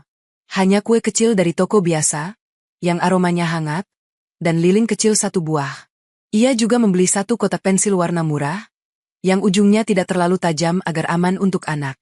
Ridwan kembali saat sore. Ia tidak membawa benda itu ke ruang pesta. Ia masuk ke ruang keluarga, tempat Arka duduk sendiri. Ridwan meletakkan kue kecil itu di meja rendah, lalu menaruh satu lilin. Ia menyalakan lilin pelan, seolah sedang menyalakan sesuatu yang sudah lama padam di ruangan itu. Arka menatap kue itu lama. Matanya sempat merendah, seperti menahan rasa yang tidak mau ia akui. Ridwan berkata pelan, ini tidak seperti yang di sana, tapi hangat. Arka bergumam, suaranya tipis. Aku tidak suka pesta. Ridwan mengangguk. Tidak apa. Kita tidak pesta. Ridwan tidak meminta Arka meniup lilin langsung. Ia menunggu. Ia bahkan tidak menatap terlalu tajam, membiarkan Arka mengambil keputusan sendiri. Beberapa detik berlalu. Arka mendekat, menatap nyala lilin yang kecil. Lalu ia meniupnya sekali. Nyala itu padam, menyisakan asap tipis yang naik pelan. Ridwan menutup mata sebentar. Ia mengangkat tangan, berdoa pelan, bukan doa panjang, hanya kalimat sederhana yang biasanya ia ucapkan di pesantren. Arka menatap Ridwan, lalu menunduk dan ikut mengangkat tangan setengah. Bibirnya bergerak, tidak jelas, tapi ada usaha yang tulus meski masih canggung. Selesai doa, Arka mengambil kertas dan pensil, lalu menggambar cepat. Gambar itu tidak rapi, tetapi Ridwan bisa melihat bentuknya. Ada Arka, ada Ridwan, dan jauh di ujung kertas, ada Liana berdiri sendiri seperti bayangan. Arka menyodorkan gambar itu tanpa menatap. Ridwan menerimanya pelan. Dadanya terasa hangat dan perih sekaligus. Saat itulah pintu depan terbuka. Liana pulang. Langkahnya cepat. Wajahnya lelah. Di tangannya ada setangkai bunga dari kantor, bukan bunga ulang tahun. Ia berhenti saat melihat ruang pesta yang rapi tapi sepi, lalu menoleh ke ruang keluarga dan melihat kue kecil di meja rendah. Liana menatap Arka, lalu menatap Ridwan. Ada keheningan beberapa detik, lalu wajah Liana mulai berubah. Matanya berkaca, tapi ia menahan. Arka tidak menyapa ibunya. Ia hanya memeluk lutut sendiri, menatap lantai. Liana melangkah mendekat, lalu perlahan berlutut di depan Arka. Tidak ada kata panjang. Tidak ada alasan. Hanya satu suara yang keluar, lirih, seperti orang yang baru sadar sudah terlalu lama pergi meski berada di rumah. Maaf. Arka menegang. Tangannya gemetar kecil. Ia ingin menahan, tapi bahunya runtuh. Tangisnya keluar pelan, bukan jerit, melainkan tangis yang lama disimpan. Liana memeluk Arka. Pelukannya kuat, seperti menahan anak itu agar tidak jatuh. Di punggung Arka, Liana menutup mata, air matanya jatuh tanpa suara. Ridwan duduk diam, menunduk, memberi ruang. Namun di dalam hatinya, Ridwan tahu, momen ini terlalu indah untuk rumah yang sedang diawasi. Dan benar saja, beberapa menit setelah pelukan itu, Ridwan melihat cahaya kecil di sudut plafon seperti berkedip. Benda yang selama ini terlihat seperti dekorasi itu menyala halus, lalu mati lagi. Ridwan merasakan lehernya dingin. Ada yang merekam. Ridwan menelan napas. Ia tidak bisa menunjuknya saat itu juga. Kalau ia bicara, Liana bisa panik. Kalau ia diam, momen ini bisa dipelintir. Malam itu, setelah Arka tertidur, Liana memanggil Ridwan ke ruang tamu. Wajahnya sudah kembali rapi, tapi matanya belum pulih. Aku lihat kue itu, kata Liana pelan. Ridwan menunduk. Saya cuma ingin Arka merasa ada yang merayakan. Liana mengangguk, lalu menghela napas panjang. Kamu melakukan banyak hal yang seharusnya aku lakukan. Ridwan tidak menjawab. Ia takut kalau satu kalimat salah bisa menyalakan luka baru. Liana berdiri, berjalan ke jendela, menatap luar. Suaranya berubah lebih dingin, bukan karena marah pada Ridwan, tapi karena tahu apa yang sedang bergerak di balik pagar. Besok akan ada berita. Ridwan mengangkat kepala sedikit. Berita apa? Liana menutup mata sebentar. Mereka suka membuat potongan kecil jadi racun. Ridwan menahan diri untuk tidak bertanya lebih jauh. Ia hanya berkata pelan, kalau ada yang salah, saya siap menjelaskan. Liana menoleh cepat, tatapannya tajam. Jangan. Mereka tidak butuh penjelasan. Mereka butuh korban. Kalimat itu membuat Ridwan terdiam. Tidak lama kemudian, seorang staf mengetuk pintu dan menyerahkan ponsel pada Liana. Liana membaca sesuatu, lalu wajahnya memucat. Tangannya kembali menekan dada. Kebiasaan itu muncul saat ia menahan sesak. Ridwan melihat layar sekilas. Ada potongan gambar buram, judul tulisan yang memancing, dan kalimat tentang CEO menangis di rumah bersama pria misterius. Nama Liana belum tertulis jelas, tapi semua orang bisa menebak. Liana menutup layar cepat. Nafasnya terdengar patah. Ridwan merasa darahnya naik. Tapi ia menahan. Ia ingat pesan pengasuhnya, jangan balas buruk dengan buruk. Saat Liana masih berdiri kaku, asisten pribadi Liana masuk tanpa banyak izin. Perempuan itu menatap Ridwan dengan tatapan yang tidak ramah. Ia meletakkan map tipis di meja. Ada cara supaya ini berhenti, kata asisten itu, datar. Ridwan menatap map itu. Apa? Asisten itu membuka map, memperlihatkan surat pernyataan. Isinya meminta Ridwan mengaku bahwa ia hanya pekerja lepas yang tidak mengenal keluarga ini, dan bersedia pergi tanpa menuntut apapun. Di bawahnya ada angka uang yang besar. Ridwan menahan napas. Saya tidak bisa tanda tangan. Asisten itu tersenyum tipis, bukan senyum baik. Kalau kamu tidak tanda tangan, kamu akan ikut hancur. Ridwan menatap lurus, tetap sopan. Kalau saya tanda tangan, saya justru hancur duluan. Asisten itu menutup map dengan bunyi pelan, lalu menatap Liana. Bu, kita tidak punya pilihan. Liana tidak menjawab. Matanya basah, tapi ia menahan. Ia seperti berdiri di tepi jurang yang dibuat orang lain. Ridwan melangkah satu langkah mundur, memberi jarak. Di dalam dirinya, ada rasa takut yang tidak pernah ia rasakan saat hidup miskin. Ini bukan takut lapar. Ini takut dijadikan alat untuk menghancurkan orang lain. Dari lantai atas, terdengar suara Arka batuk kecil dalam tidur. Suara itu lembut, tapi cukup membuat Ridwan dan Liana menoleh bersamaan, seperti diikat oleh satu hal yang sama. Ridwan menunduk, lalu berkata pelan, "Saya tidak akan membuat Arka kehilangan lagi." Liana menutup mulut dengan tangan, menahan tangis yang hampir pecah, lalu memalingkan wajah agar tidak terlihat lemah di depan stafnya sendiri. Pagi itu berita sudah menyusup seperti asap. Ridwan tahu bahkan sebelum membuka ponsel, karena rumah mendadak terlalu rapi. Staf bergerak lebih cepat, lebih senyap, seperti takut suara langkah pun terekam. Liana turun tangga dengan wajah yang terlihat tenang, tapi Ridwan bisa membaca tegang di rahangnya. Cara ia menggenggam ponsel terlalu kuat, dan cara tangannya beberapa kali menekan dada tanpa sadar. Ridwan tidak bertanya. Ia menunggu Liana bicara dulu, sebab ia tahu kata-kata di rumah ini bisa dipakai sebagai potongan. Liana akhirnya berkata pendek, "Hari ini kamu jangan keluar pagar." Ridwan mengangguk. "Baik." Arka datang ke ruang keluarga dengan mata mengantuk. Begitu melihat Ridwan, Arka langsung duduk di dekat. Lebih dekat dari biasanya, seperti anak yang merasa dunia di luar sedang menakutkan. Ridwan membuka buku tulis, tapi ia tidak langsung mengajar. Ia menunggu Arka tenang dulu. Saat Arka mulai menulis, Ridwan melihat jemari kecil itu sedikit gemetar. Bukan karena sulit mengeja, tapi karena ada rasa yang tidak bisa Arka sebutkan. Ridwan menuliskan kalimat pelan di kertas kosong. "Kalau takut, bilang pelan." Arka membaca, lalu menunduk lebih dalam. Ia tidak bicara, tapi ia menuliskan satu kata yang membuat Ridwan tercekat. "Diam, Bill." Ridwan menahan napas. Ia tidak bertanya lebih jauh. Ia hanya menggeser kursinya sedikit, memberi tubuh Arka ruang untuk merasa aman.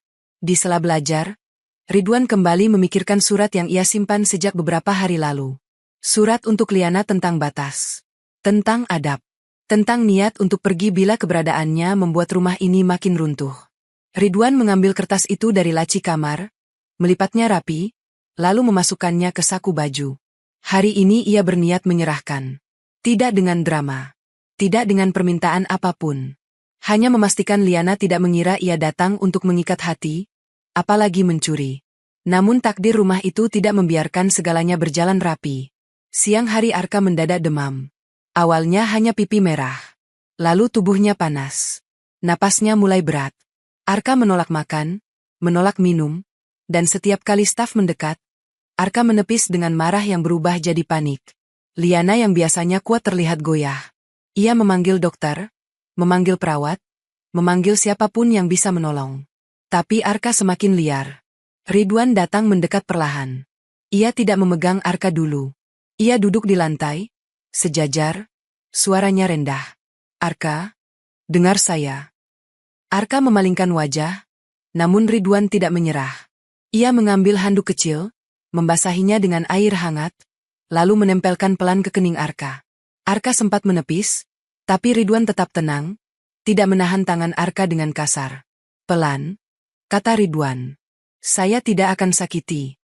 Kalimat itu seperti menembus demam dan marah. Arka menatap Ridwan, matanya berkaca.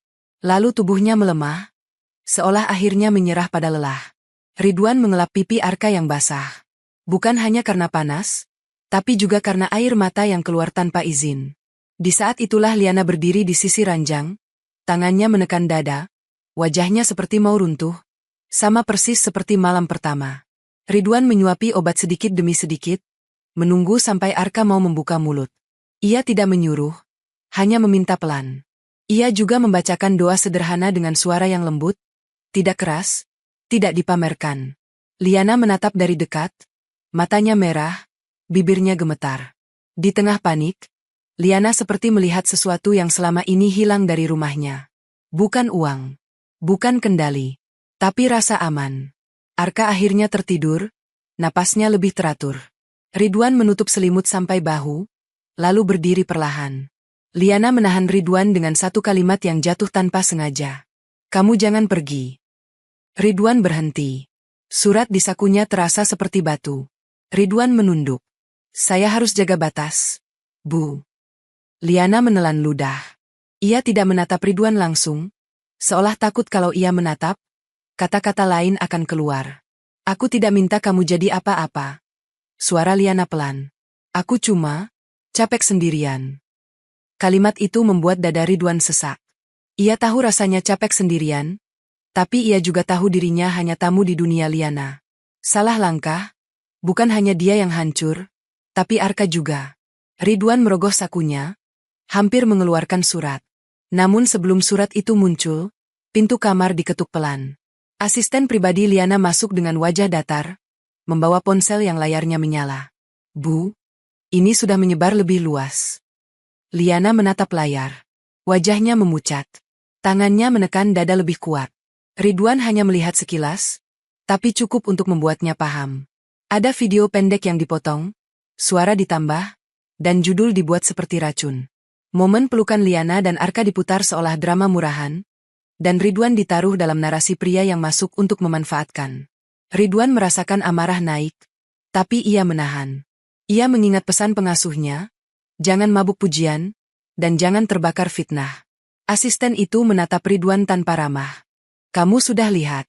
Sekarang kamu mengerti kenapa surat itu harus kamu tanda tangan. Ridwan menatap map yang dulu ditawarkan. Ia tidak menjawab. Ia hanya menatap Liana, menunggu keputusan Liana, bukan keputusan staf. Liana tidak segera bicara. Ia duduk di tepi ranjang Arka, memegang tangan anaknya yang panas. Di wajahnya ada dilema yang seperti memecah pelipis. Jika ia mempertahankan Ridwan, rumor akan makin besar. Jika ia melepas Ridwan, Arka bisa jatuh lagi. Ridwan menunduk. Suaranya pelan, tidak memaksa. Saya tidak akan melawan dengan cara yang salah. Liana mengangkat kepala. Matanya berkaca. Berarti kamu akan pergi. Ridwan tidak menjawab cepat. Ia hanya melangkah satu langkah ke arah Arka, mengusap kepala anak itu pelan, lalu berkata dengan suara yang nyaris seperti bisikan. Saya tetap di sini sampai Arka benar-benar aman. Kalimat itu membuat Liana menutup mulut dengan tangan, menahan tangis yang hampir pecah. Malamnya Ridwan kembali ke kamar, membuka surat yang tadi hendak ia serahkan. Ia membaca tulisannya sendiri. Kata-kata tentang batas, tentang adab, tentang mundur dengan hormat. Ridwan memegang surat itu lama, lalu melipatnya kembali. Ia tidak membuangnya. Ia tidak menyerahkannya. Ia hanya menyimpannya di bawah buku catatan pesantren, seperti menyimpan pedang yang tidak ingin digunakan, tapi mungkin suatu hari terpaksa harus diangkat. Di luar kamar, langkah kaki terdengar pelan. Seperti ada orang berhenti di depan pintu, lalu pergi lagi tanpa mengetuk. Ridwan memejamkan mata, napasnya dijaga rapi, dan di dalam hati ia tahu, semakin lembut ia menolong, semakin keras pula ada orang yang ingin membalikkan semuanya menjadi kesalahan. Pagi itu Liana berangkat lebih awal dari biasanya. Ridwan melihatnya dari kejauhan, dari ujung koridor rumah, saat Liana berjalan cepat dengan tas kerja di tangan. Wajahnya rapi, langkahnya tegas, tapi ada sesuatu yang tidak bisa disembunyikan dari cara ia menarik napas. Seolah ia sedang memikul beban yang lebih berat dari perusahaan. Sebelum pintu mobil tertutup, Liana menoleh sebentar ke arah ruang keluarga. Di sana Arka duduk diam, memeluk bantal kecil, masih lemah setelah demam. Ridwan duduk di lantai dekat Arka, membacakan cerita pelan. Tatapan Liana menahan lama, lalu ia pergi tanpa kata. Namun Ridwan menangkap satu hal, Liana pergi bukan karena tidak peduli, tapi karena ada perang yang harus ia hadapi sendirian di luar. Rumor yang kemarin masih seperti asap, hari ini sudah jadi api. Ponsel para staf bergetar terus. Bisik-bisik di dapur makin tajam. Ridwan lewat, mereka diam, lalu melanjutkan saat Ridwan jauh. Arka ikut merasakan. Anak itu jadi lebih pendiam. Ia tidak melempar barang, tapi ia makin sering memegangi lengan Ridwan seolah takut Ridwan lenyap. Bahkan saat Ridwan hanya berdiri mengambil air minum, Arka akan menoleh cepat memastikan Ridwan masih ada. Ridwan mengajari Arka cara menenangkan diri dengan sederhana. Menulis, menarik napas, menempelkan tangan di dada. Arka mengikuti, tapi matanya tetap gelisah. Sore hari, Liana pulang dengan wajah pucat. Ia tidak langsung ke kamar ganti baju. Ia masuk ruang keluarga dan duduk tanpa bicara. Tangannya menekan dada, seperti menahan sesak yang sudah terlalu lama. Ridwan menunggu, tetap menjaga jarak. Liana akhirnya bicara, suaranya datar tapi bergetar. Mereka bilang aku tidak layak memimpin. Ridwan menunduk. Karena rumor. Liana mengangguk, lalu tersenyum pahit. Bukan cuma rumor. Ada yang lebih tua dari itu. Ridwan tidak memotong. Ia membiarkan kata-kata Liana mengalir pelan. Liana mengeluarkan map tipis dari tasnya. Jarinya gemetar saat membuka. Di dalamnya ada beberapa lembar kertas rapih, ada tanda tangan, ada stempel, ada nama yang membuat Liana menutup mata sebentar, seperti baru saja ditampar oleh masa lalu.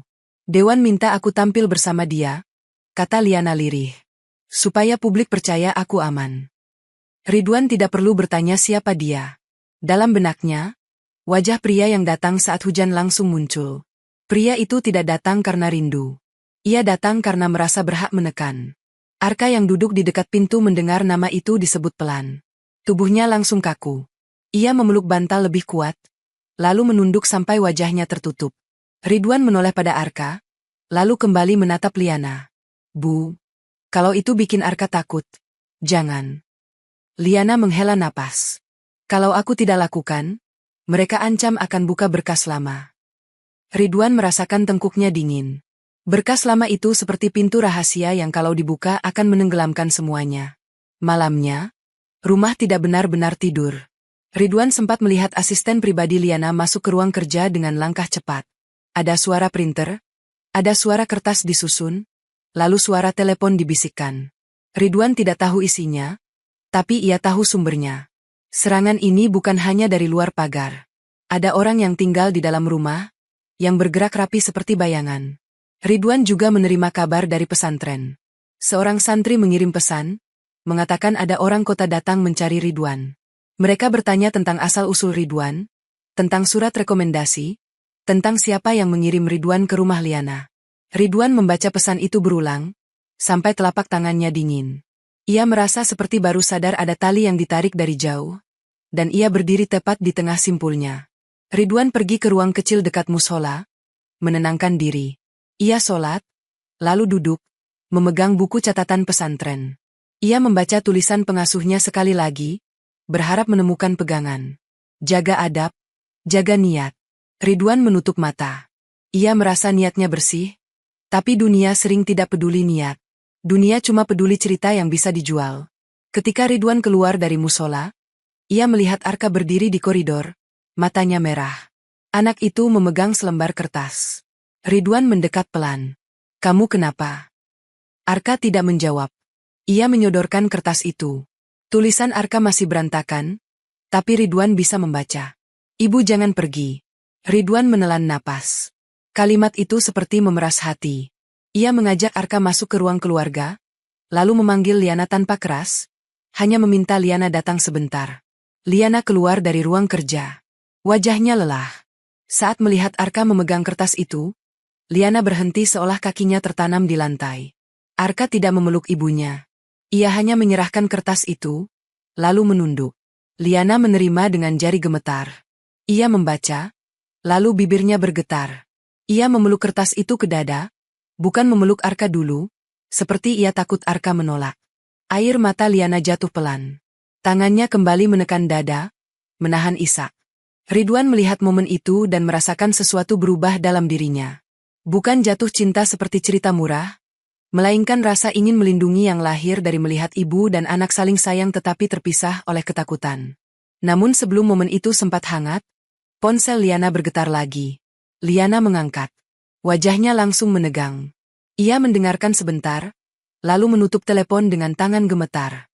Mereka akan datang ke rumah besok, kata Liana pelan. Ridwan menatap. Siapa? Liana menelan ludah. Orang perusahaan. Dan orang dari media yang mereka bawa. Arka mendengar kata media. Ia mundur satu langkah. Wajahnya memucat. Ridwan merasakan ruangan jadi sempit. Ia menatap sudut plafon. Benda kecil yang pernah berkedip itu seperti ikut menatap balik. Ridwan menunduk. Suaranya rendah. Kalau mereka masuk rumah, mereka akan cari celah. Liana mengangguk. Mata basah. Mereka butuh sesuatu untuk menjatuhkan. Ridwan memegang tangan Arka pelan, tidak lama, hanya cukup untuk membuat Arka tidak gemetar. Lalu ia berkata pada Liana dengan cara yang tetap sopan, tapi tegas. Bu, saya perlu jujur. Sejak awal saya merasa ada yang mengawasi. Ada benda di sudut itu. Liana menoleh cepat ke arah yang ditunjuk dengan mata. Wajahnya berubah. Ia berdiri, berjalan ke sudut ruangan, menatap benda kecil itu lama. Tangannya gemetar saat menyentuhnya. Bukan hiasan. Liana menutup mulut. Napasnya patah. Bukan karena kaget semata, tapi karena merasa dikhianati oleh rumahnya sendiri. Ridwan menahan diri untuk tidak menyebut nama siapapun. Ia hanya berkata pelan, "Serangan ini sudah dari dalam." Liana memejamkan mata, air matanya jatuh lagi. Ia menekan dada, lalu menatap Arka yang memandang takut. Di malam itu, Liana merasakan satu hal dengan jelas. Bukan hanya jabatan yang sedang diguncang, tapi rumahnya juga sedang direbut pelan-pelan, lewat potongan video, lewat bisik-bisik, dan lewat orang yang berjalan di dekatnya setiap hari tanpa pernah ia curigai. Pagi itu belum benar-benar terang ketika pagar depan rumah sudah ramai. Ridwan baru selesai mengantar Arka sarapan ketika suara motor berhenti di luar, disusul langkah kaki tergesa, lalu suara orang bicara pelan tapi tajam di balik gerbang. Tidak ada teriakan. Tapi dari cara suara itu menembus kayu, Ridwan tahu, mereka datang bukan untuk silaturahmi. Liana belum sempat berangkat. Ia berdiri di ruang kerja, memegang ponsel, menekan dada dengan tangan satunya. Wajahnya tegang, seperti sedang menahan gelombang besar supaya tidak pecah di depan Arka.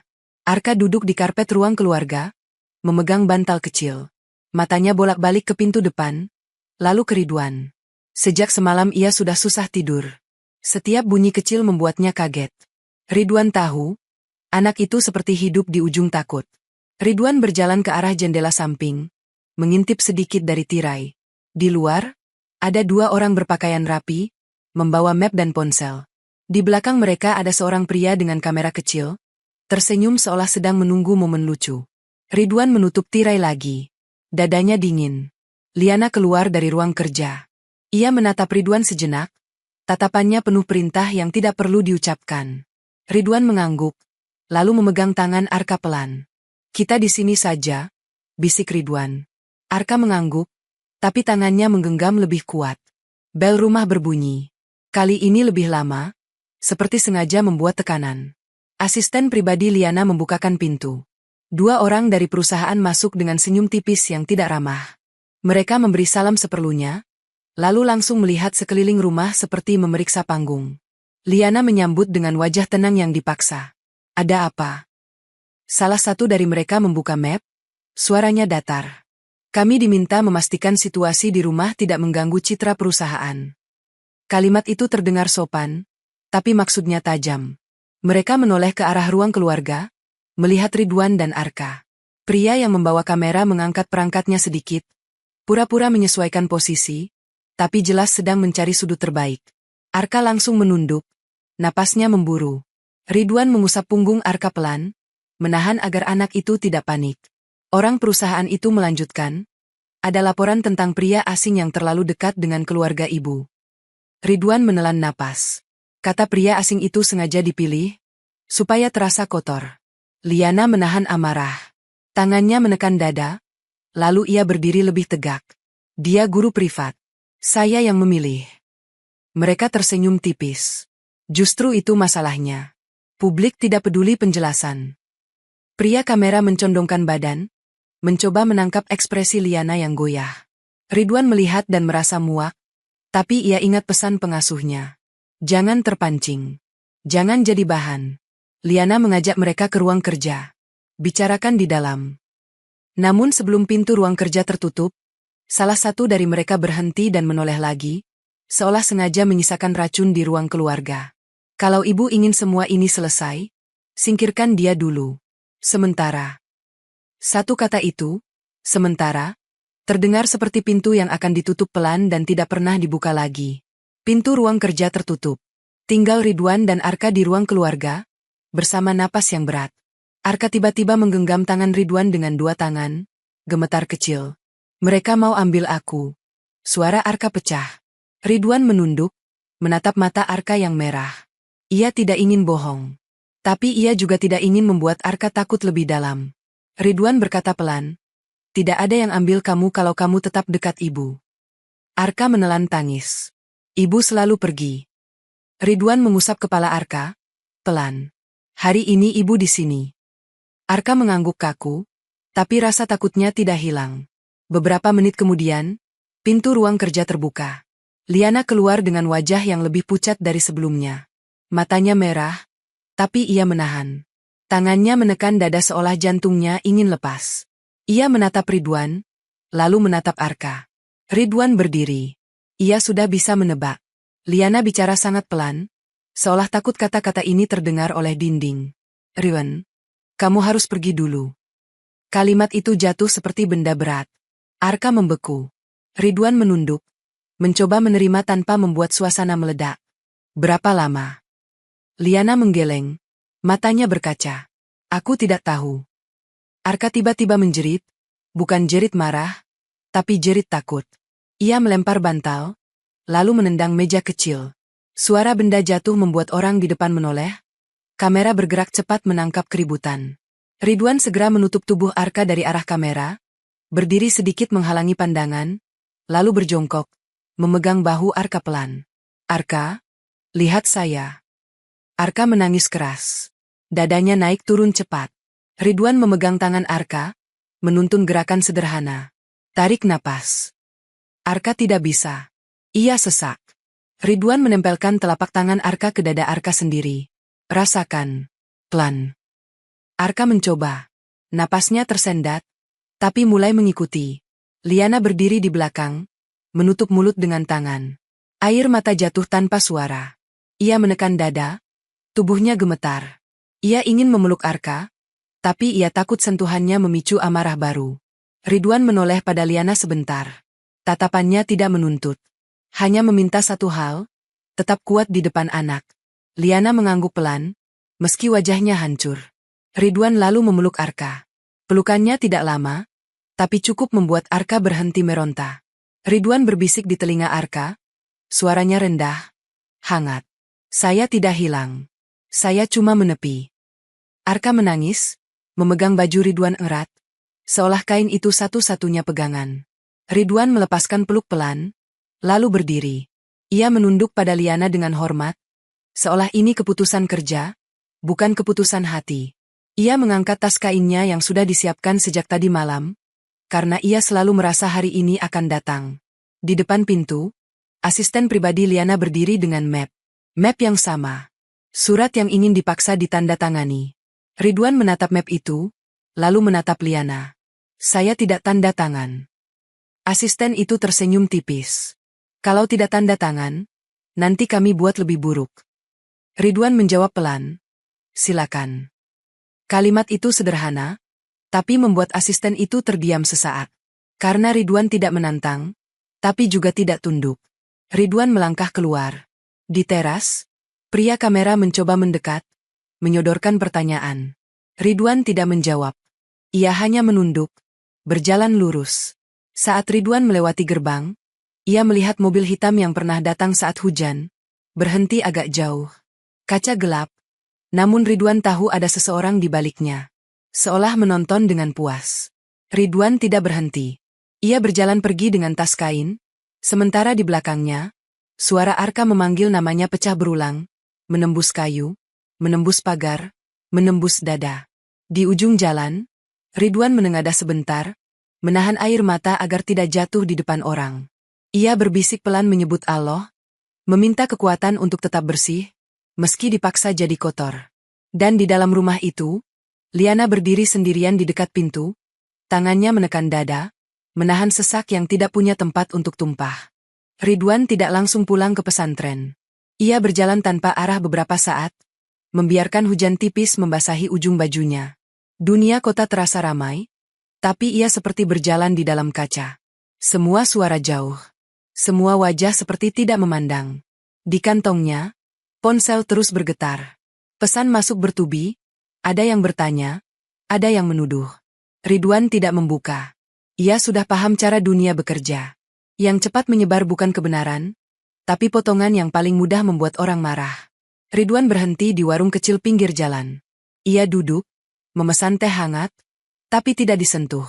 Matanya menatap meja, melihat pantulan wajah sendiri yang terlihat pucat. Ia santri miskin yang baru saja diseret ke permainan orang besar, dan ia bahkan belum tahu aturan mainnya. Saat Ridwan hendak berdiri, ponselnya berdering lagi, kali ini panggilan dari nomor yang tidak ia kenal. Ridwan ragu, lalu mengangkat. Suara di seberang pelan, lelaki, tenang, seolah sudah tahu Ridwan akan menjawab. Ridwan, kamu jangan pulang dulu. Ridwan memejamkan mata. Siapa? Teman lama pengasuhmu, jawab suara itu. Aku cuma mau kasih kamu sesuatu. Kalau kamu tidak lihat, kamu akan terus jadi kambing hitam. Ridwan menelan ludah. Kata kambing hitam membuat dadanya makin dingin. Alamat dikirim. Tidak jauh dari kota, tapi bukan tempat ramai. Ridwan menimbang, lalu akhirnya pergi. Ia merasa tidak punya pilihan selain mencari pegangan. Tempat itu sebuah rumah sederhana di gang kecil. Pintu kayunya kusam. Tidak ada tanda apapun. Ridwan mengetuk pelan. Seorang lelaki parubaya membuka. Wajahnya datar, tapi matanya tajam seperti orang yang sudah lama hidup di antara rahasia. Tanpa banyak bicara, lelaki itu mempersilakan Ridwan masuk, lalu mengunci pintu. Ridwan berdiri kaku.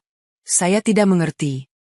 Lelaki itu duduk, mengeluarkan map coklat dari lemari kecil. Map itu sudah tua, sudutnya lembek karena sering dibuka. Ia meletakkan map itu di meja, lalu mendorong ke arah Ridwan. Ini tentang surat rekomendasimu. Ridwan menatap map itu lama. Surat itu dari pengasuh. Lelaki itu mengangguk pelan. Iya, tapi bukan hanya itu. Ridwan membuka map dengan tangan gemetar. Di dalamnya ada salinan surat rekomendasi yang mirip dengan miliknya, tetapi ada lembar tambahan yang tidak pernah ia lihat. Lembar itu bukan tulisan tangan pengasuh. Itu cetakan rapi, dengan nama Ridwan tercantum dalam kalimat yang membuat darahnya turun. Ada istilah penghubung. Ada kalimat tentang penempatan. Ada catatan kecil tentang rumah Liana. Ridwan menelan napas, merasa kepalanya berputar. Saya tidak pernah lihat ini. Lelaki itu menatap Ridwan, seolah mengukur apakah Ridwan bohong. Lalu ia berkata pelan, itu memang sengaja tidak kamu lihat. Ridwan memegang kertas itu lebih kuat. Siapa yang tambah? Lelaki itu tidak langsung menjawab. Ia hanya berkata, ada orang yang ingin kamu masuk ke rumah itu. Bukan karena kamu pintar mengajar, tapi karena kamu santri miskin. Wajahmu bersih. Ceritamu mudah dijual. Ridwan merasakan tenggorokan panas. Saya datang untuk kerja. Aku percaya, jawab lelaki itu. Tapi mereka tidak peduli. Mereka butuh kamu jadi jalan untuk menjatuhkan Liana. Ridwan mengangkat kepala cepat. Kenapa Liana? Lelaki itu menarik napas. Karena Liana tidak mau tunduk. Ada orang yang mau kursinya. Ada orang yang mau kendali perusahaan. Tapi mereka tidak bisa menjatuhkan dengan angka. Mereka butuh skandal. Ridwan menatap kertas itu lagi. Setiap huruf terasa seperti racun.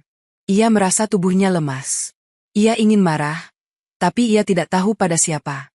Lelaki itu melanjutkan, kamu tahu kamera di rumah itu. Ridwan mengangguk pelan. Itu bukan satu, kata lelaki itu. Ada lebih. Ridwan memejamkan mata. Liana benar-benar dikepung. Ridwan berdiri, langkahnya goyah. Saya harus kasih ini ke Liana. Lelaki itu mengangguk. Kalau kamu punya keberanian, pulanglah. Tapi siap-siap kamu tidak dianggap korban.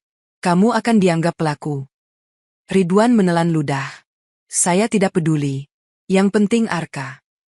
Lelaki itu menatap Ridwan lebih lama, lalu berkata pelan, kamu lebih bersih dari orang yang mengaku bersih. Ridwan tidak membalas.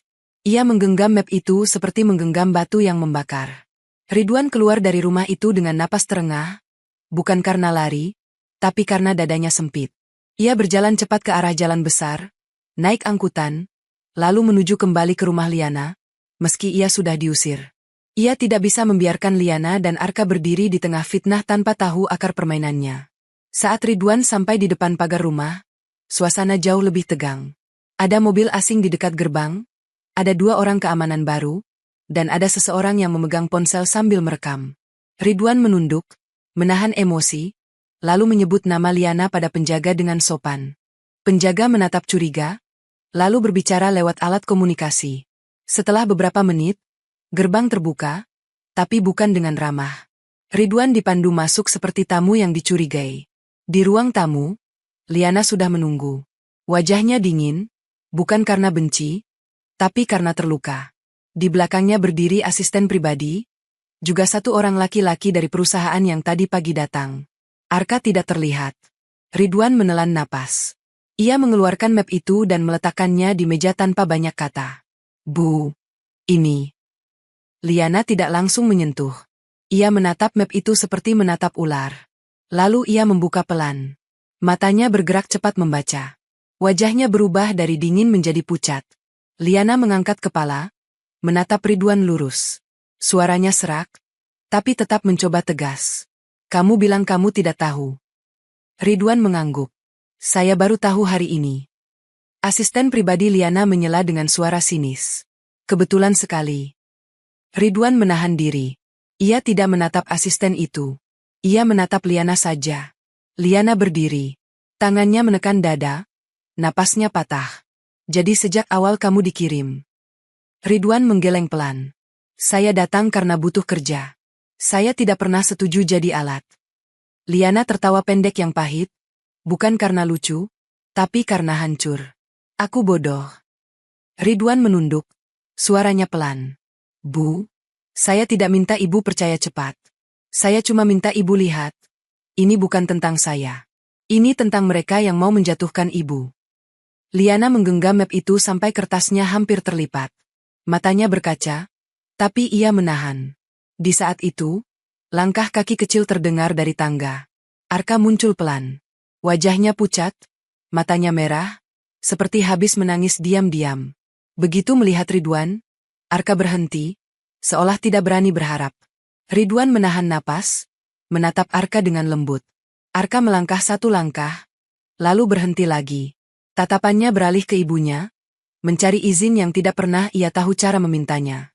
Liana menatap Arka, lalu kembali menatap Ridwan. Di wajah Liana ada perang antara hati dan luka. Ridwan menunduk dalam, lalu berkata pelan, kalau saya harus pergi setelah ini, saya siap. Tapi izinkan saya pastikan Arka tidak dijadikan alat untuk memukul ibu. Ruangan itu hening. Hening yang berat, karena setiap orang menunggu satu hal yang belum terucap. Liana menutup map, menekan dada, lalu berjalan ke jendela dengan langkah yang terlihat kuat namun goyah. Di luar, dunia menunggu skandal berikutnya. Di dalam, sebuah surat rekomendasi berubah jadi bukti bahwa semua ini bukan kebetulan, melainkan rencana yang dirangkai rapi sejak awal. Malam itu rumah seperti kehilangan suara. Staf berjalan pelan, pintu ditutup tanpa bunyi, dan lampu ruang tamu dibiarkan temaram seolah semua orang takut terang akan memancing mata dari luar. Liana masih berdiri dekat jendela, memegang map itu seperti memegang luka. Ridwan duduk di sofa ujung, menjaga jarak, sedangkan Arka berdiri di tangga, tidak turun sepenuhnya, seperti anak yang ingin dekat tapi takut mengganggu. Asisten pribadi Liana masih ada di ruangan. Tatapannya tajam, mulutnya rapat, tapi Ridwan tahu, perempuan itu sedang menghitung siapa yang harus dijatuhkan lebih dulu. Ridwan mengangkat kepala pelan. Bu, kalau kita diam, mereka yang akan menulis akhir ceritanya. Liana tidak menjawab. Tangannya menekan dada, napasnya patah. Aku sudah capek melawan. Ridwan menunduk. Saya juga capek. Tapi Arka lebih capek. Nama Arka membuat Liana menoleh. Matanya langsung basah. Tapi ia menahan. Ia menatap anaknya yang berdiri di tangga seperti bayangan kecil, lalu menelan sesak. Ridwan berdiri pelan. Saya tahu satu orang yang bisa jelasin asal kertas ini. Asisten pribadi langsung menyela, suaranya dingin. Kamu masih berani bawa-bawa orang. Ridwan menatap Liana, tidak menatap asisten itu. Saya tidak minta dipercaya. Saya minta diberi kesempatan membuktikan. Liana memejamkan mata lama. Saat ia membuka, sorotnya bukan lagi dingin, tapi lelah. Ia mengangguk pelan. Ridwan menahan napas. Kita pergi sekarang. Tanpa ramai. Tanpa sopir yang biasanya. Asisten pribadi melangkah maju, seolah ingin melarang.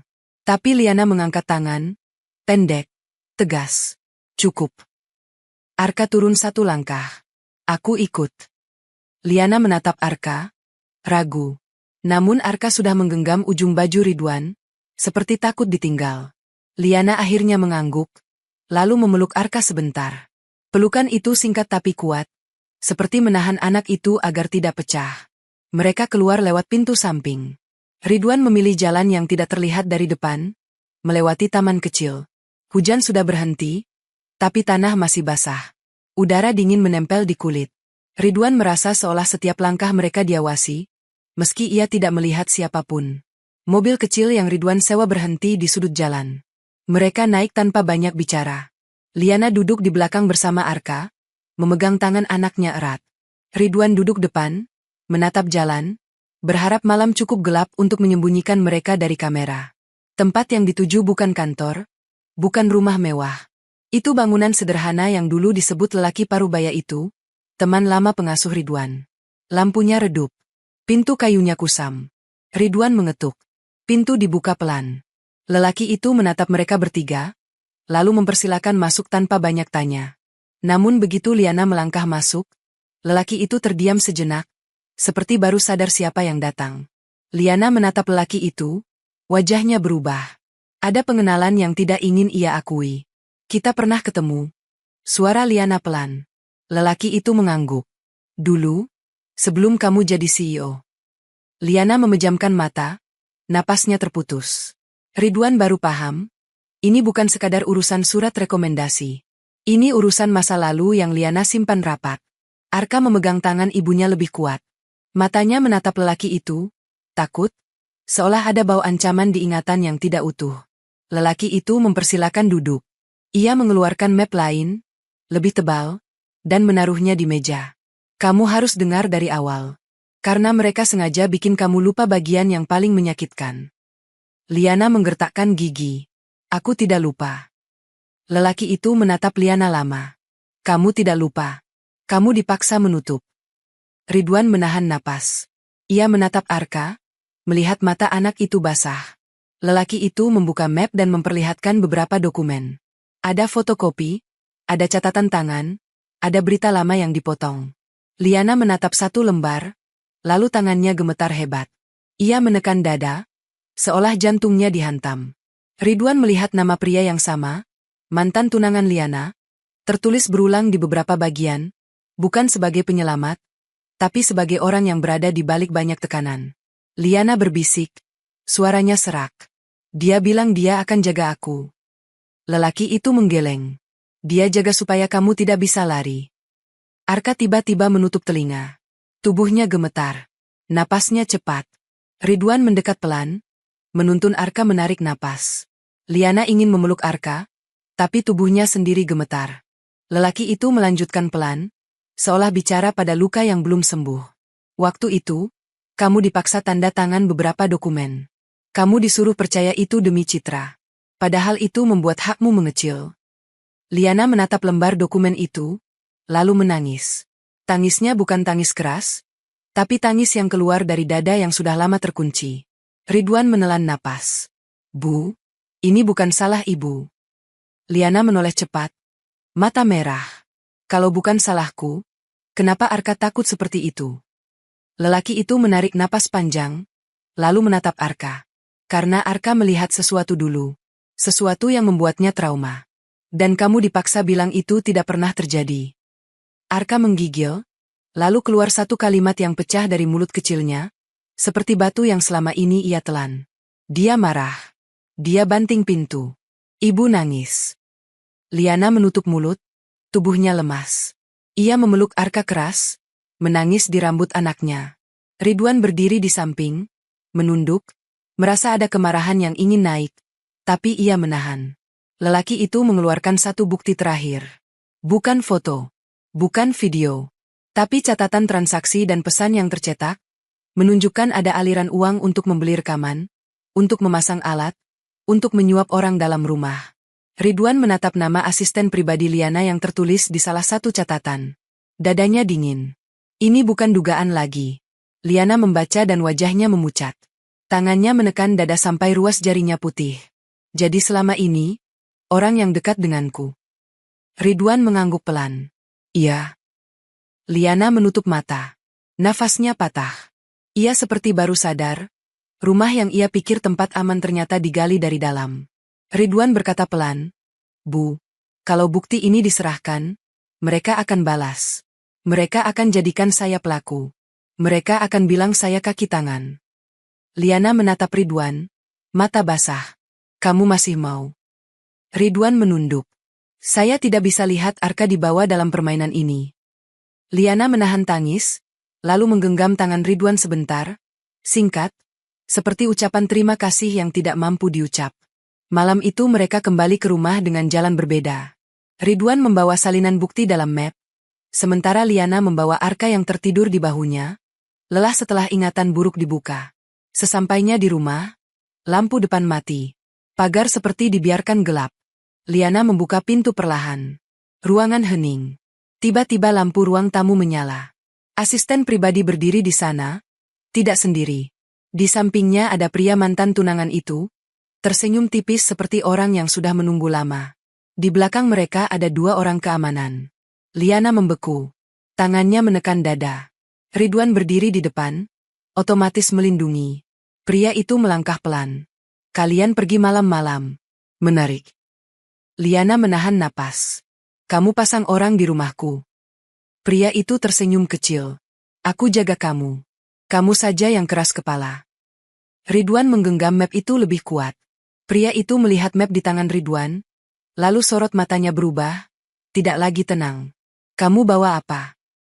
Ridwan menjawab pelan. Kebenaran. Pria itu tertawa singkat, lalu menoleh pada keamanan. Ambil. Dua orang bergerak maju. Ridwan tidak lari. Ia justru melangkah satu langkah maju, menahan mereka dengan tubuhnya, memastikan Liana bisa membawa Arka ke belakang. Liana memeluk Arka, menangis tanpa suara, lalu berlari kecil ke arah koridor belakang. Tangannya menekan dada sambil menahan gemetar. Ridwan berdiri menghadapi dua orang itu. Pria mantan tunangan mendekat, suaranya rendah dan tajam. Kamu santri miskin. Kamu pikir kamu bisa menang? Ridwan menatapnya tenang. Saya tidak mau menang. Saya mau selamatkan. Pria itu menampar map dari tangan Ridwan sampai jatuh. Kertas berserakan. Asisten pribadi buru-buru memungut beberapa lembar. Wajahnya panik. Pria itu menoleh ke Ridwan. Matanya gelap. Kalau kamu buka ini, kamu yang akan dipenjara duluan. Kita bisa buat kamu terlihat pelaku. Ridwan menunduk sebentar, lalu mengangkat kepala lagi. Suaranya pelan, tapi jelas. Silakan. Kalimat itu membuat ruangan membeku. Seolah untuk pertama kali, mereka bertemu orang yang tidak bisa dibeli dan tidak takut kehilangan karena memang tidak punya apa-apa. Ridwan membungkuk, memungut satu lembar bukti yang tersisa di dekat kakinya. Ia menggenggamnya, lalu melangkah mundur pelan, menjaga jarak, sambil menghafal wajah-wajah di depannya. Di koridor belakang, Liana menutup pintu kamar Arka, memeluk anaknya yang masih tertidur, air mata jatuh di bantal, sementara di depan rumah, permainan kotor akhirnya memperlihatkan wajah aslinya. Malam itu tidak ada yang tidur nyenyak. Di ruang tamu, mantan tunangan Liana berdiri seperti pemilik rumah, sementara asisten pribadi memunguti kertas bukti yang berserakan dengan tangan gemetar. Ridwan berdiri tenang, tetapi di dalam dadanya ada api yang ia paksa tetap rapi. Ridwan tahu, kalau ia terpancing, mereka akan dapat alasan untuk menyeretnya. Kalau ia melawan dengan cara kasar, mereka akan menjadikannya cerita paling kotor. Pria itu melangkah mendekat, suaranya rendah, seperti bisikan yang sengaja dibuat menakutkan. Kamu pikir perempuan seperti Liana akan memilih santri miskin? Ridwan menatap lantai sebentar, lalu menatap kembali dengan tenang. Saya tidak minta dipilih. Asisten pribadi menyela cepat. Bu Liana akan jatuh kalau kamu terus begini. Ridwan menghela napas pelan. Bu Liana jatuh karena kalian. Pria itu tersenyum tipis, lalu memberi isyarat pada dua orang keamanan. Mereka maju lagi. Ridwan tidak lari. Ia hanya berkata pelan, kalau kalian ambil semua bukti, satu saja sudah cukup. Pria itu menatap Ridwan. Curiga. Satu apa? Ridwan merogoh saku dalam jaketnya dan mengeluarkan satu lembar kecil yang tadi berhasil ia selamatkan. Lembar itu bukan yang paling banyak. Tapi di sana ada catatan transaksi dan satu nama yang tidak bisa diputar balik.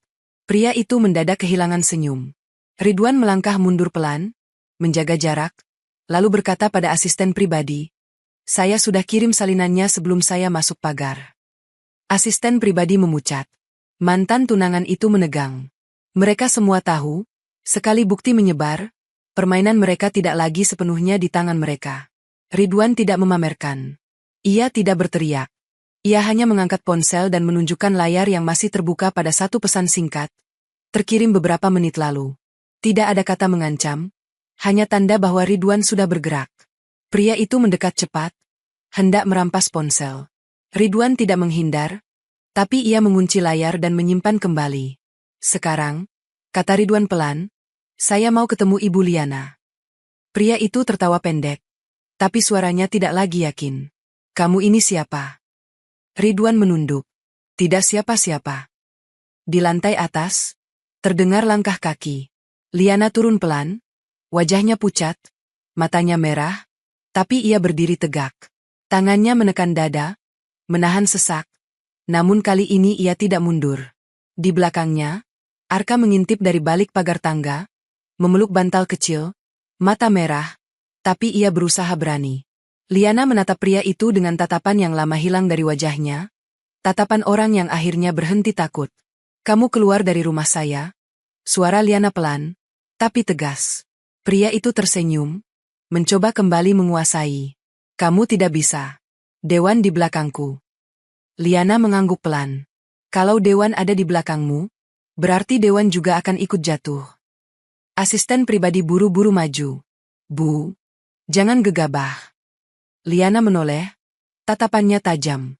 Kamu yang paling dekat denganku. Kamu yang paling tahu jadwalku. Kamu yang pasang mata di rumahku.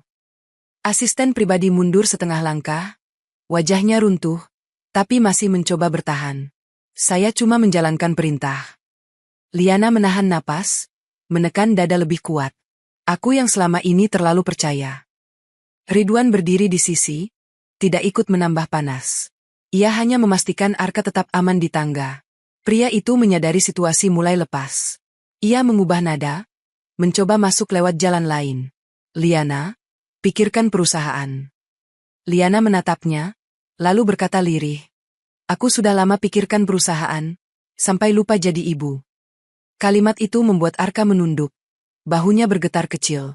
Ridwan melangkah satu langkah ke arah tangga, memanggil Arka pelan. Arka, sini. Arka ragu, tapi ia turun satu anak tangga, lalu satu lagi. Liana menahan napas, seolah takut anaknya kembali meledak. Tapi Arka tidak mengamuk. Ia berjalan pelan, mendekat ke Ridwan, lalu berdiri di antara Ridwan dan ibunya. Arka menatap Liana, matanya basah. Suaranya kecil, hampir tidak terdengar. Ibu, jangan usir Ridwan. Ruangan membeku. Tidak ada teriakan. Tidak ada drama berlebihan. Hanya kalimat pendek dari anak yang biasanya keras, tapi malam ini terdengar jujur dan rapuh. Liana memeluk Arka cepat, lalu menunduk mencium kepala anaknya. Air matanya jatuh, tapi kali ini ia tidak menutupinya. Mantan tunangan itu melihat momen itu, lalu mencoba tertawa, seolah meremehkan. Anak kecil bisa dikondisikan. Ridwan menoleh, suaranya tenang tapi tajam. Arka tidak dikondisikan. Arka disembuhkan. Pria itu menatap Ridwan dengan marah. Kamu akan menyesal. Ridwan menunduk. Saya sudah biasa menyesal karena miskin. Tapi saya tidak mau menyesal karena diam. Malam itu Liana membuat satu keputusan yang paling berani dalam hidupnya. Ia menelpon orang yang selama ini ia hindari, bagian kepatuhan perusahaan dan pengacara internal yang tidak bisa dibeli.